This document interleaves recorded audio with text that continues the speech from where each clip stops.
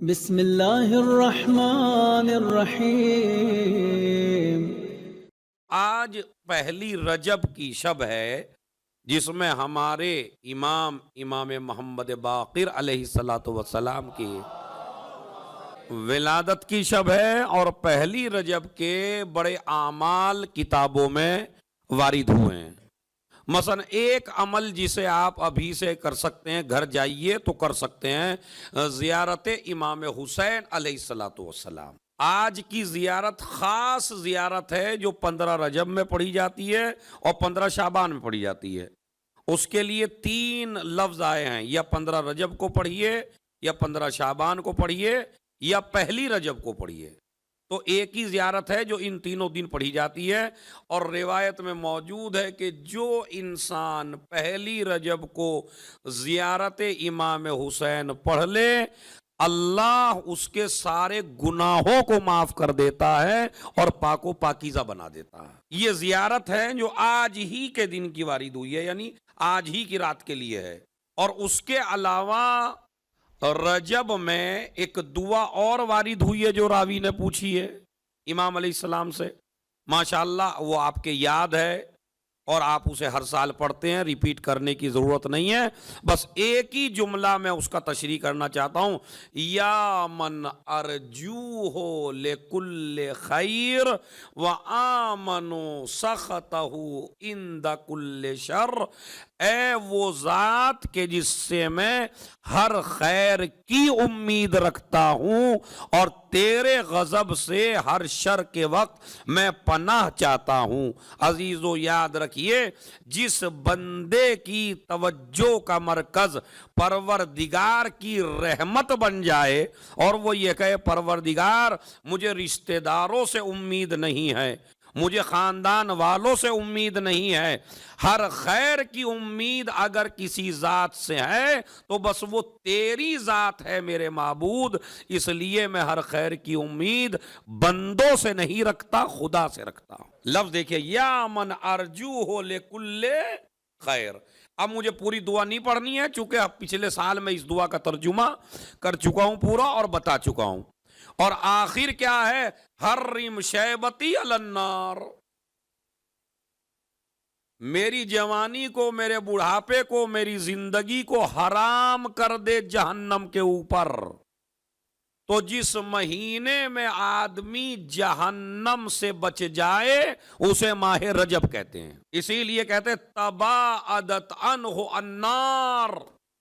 اگر کوئی انسان ماہ رجب کا روزہ رکھ لے، روایت میں وارد ہوا چاہے ایک ہی روزہ رکھیے آپ، یعنی اگر زیادہ بھی نہیں رکھ پا رہے ہیں، مجبوری ہے، پریشانی ہے، نہیں رکھ پا رہے ہیں کام کی وجہ سے کم سے کم ایک روزہ تو رجب میں ضرور رکھ لیں۔ اور اس ایک روزے کا ثواب کیا ہے؟ روایت وارد ہوئی ہے کہ تباعدت عنہ النار، جہنم کی آگ ایک روزے سے دور ہو جاتی ہے۔ وَوَجَبَتْ لَهُ الْجَنَّةُ، اور جنت انسان کے اوپر واجب ہو جاتی ہے، اس لیے کہ روزہ سپر ہے جو جہنم کے اور آپ کے درمیان میں حائل ہو جاتا ہے۔ جب آپ پہنچیں گے محشر میں اور کسی عمل کی وجہ سے آپ کو جہنم کی طرف لے جایا جائے گا تو روایت موجود ہے سب سے پہلا عمل جو آپ کے اور جہنم کے درمیان میں حائل ہوگا اسے روزہ کہتے ہیں۔ یہ روزہ آپ کو جہنم میں جانے سے بچا لے گا، تو لہذا کل آپ روزہ رکھ سکتے ہیں اور کوشش کریے کہ روزہ ہم ضرور رکھیں، تو چاہے ایک ہی روزہ رکھیں، اور اگر 7 روزے رکھ لیں تو روایت میں موجود ہے جہنم کے 7 دروازے ہیں اور جنت کے 8 دروازے ہیں۔ روایت میں قرآن مجید میں کہ جہنم کے 8 دروازے ہیں 7 اور جنت کے 8 دروازے ہیں۔ اگر کوئی 7 روزے رکھ لے تو اللہ جنت کے 8 دروازے اس پہ کھول دیتا ہے اور جہنم کے 7 دروازے اس پہ بند کر دیتا ہے۔ تو اگر اتنا بھی ہم نہیں کر سکتے اور پھر ہم دعوے دار بھی ہیں کہ ہم علی والے ہیں، ہم حسن والے ہیں، ہم حسین والے ہیں، ہم امام والے ہیں، अजीजो दावे से कुछ होने वाला नहीं है, अपने अमल से अगर करीब हो सकते हैं आले मोहम्मद से, तो जितना जितना अमल आपको करीब करता चला जाएगा, इतना कोई चीज आपको आले मोहम्मद से करीब करने वाली नहीं है। लिहाजा रजब जन्नत वाजिब होती है रजब में, जहन्नम हराम होता है रजब में। ये रोजा सिपर बनता है, अल्लाह की मर्जी का मालिक इंसान बनता है। ये उस अलहू अत्तौबा, ये तस्बीह वारिद हुई है रजब में, यानी इन अल्फाज में तस्बीह करे, अस्तगफिरुल्लाह व अस्अलुहु अत्तौबा, अस्तगफिरुल्लाह व अस्अलुहु अत्तौबा, अस्तगफिरुल्लाह व अस्अलुहु अत्तौबा। नबी कहते हैं ज्यादा से ज्यादा करो, क्यों? हाजा शहरुन अज़ीम, क्या अल्फाज हैं मासूम की जबान से निकले हुए। कहते हैं इसमें नेकियों का सवाब डबल हो जाता है, रजब में नेकियों का सवाब डबल हो जाता है। अब आप कहेंगे अरे भाई नेकियां तो नेकियां हैं, चाहे किसी भी महीने में करिए, रजब में डबल क्यों हो जाता है? इसलिए कि जब नेकियां करते हो तो 13 रजब को जिक्र अली भी करना पड़ता है, 5वीं हुज्जत का भी तज़किरा करना है। हद ये है कि एक रोजा, खाली आज मुझे रोजे के ऊपर थोड़ा सा बयान करना था रजब के हवाले से, ताकि जवान लड़के इसकी तरफ ज्यादा मायल हो। कहते हैं अगर कोई इंसान बहुत ज्यादा सोना भी राह खुदा में खर्च कर दे, तो ये सोना भी एक रोजे का मुकाबला नहीं कर सकता। यानी एक आदमी ने एक रोजा रख लिया और एक आदमी ने न जाने कितना सोना राह खुदा में दे दिया, तो इस्लाम क्या कहता है? नहीं, जिसने रोजा रखा है वो ज्यादा काबिल एहतराम है, इसलिए कि रोजा सिपर है।